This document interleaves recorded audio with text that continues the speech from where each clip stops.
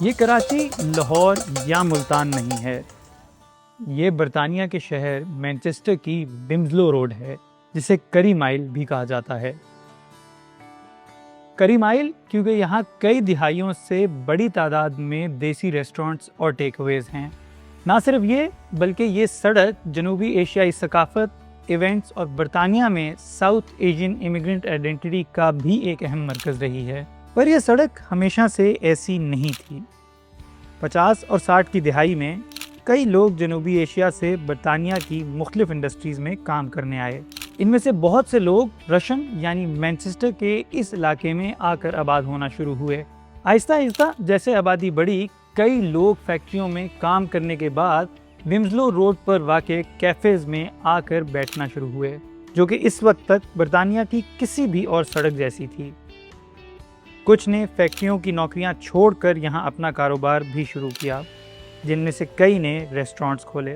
ابا جی نے تھوڑی دیر فیکٹری میں کام کیا، وہ 3 دوست کٹھے پاکستان سے آئے تھے، تو انہوں نے ڈیسائیڈ کیا یہ فیکٹری میں اتنی ویجز نہیں مل رہی، پھر 3 پارٹنر مل کے یہ ریسٹورنٹ کھولا صنم کے نام سے، one of the first on this road. آہستہ آہستہ یہ سڑک اگلی 2 دہائیوں میں جنوبی ایشیائی لوگوں کی ضروریات کو پورا کرنے لگی۔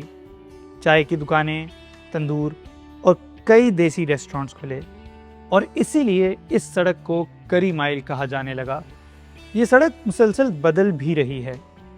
اگر آپ آج یہاں گھومیں پھریں تو صرف پاکستانی اور انڈین ریسٹورنٹس ہی نہیں، بلکہ آپ کو بے شمار مڈل ایسٹرن کباب شاپس اور شیشہ کیفے بھی نظر آئیں گے۔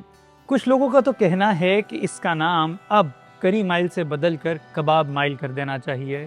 لیکن کری مائل کی اہمیت صرف کھانے تک محدود نہیں ہے، یہ ایک میل جول کی جگہ ہے۔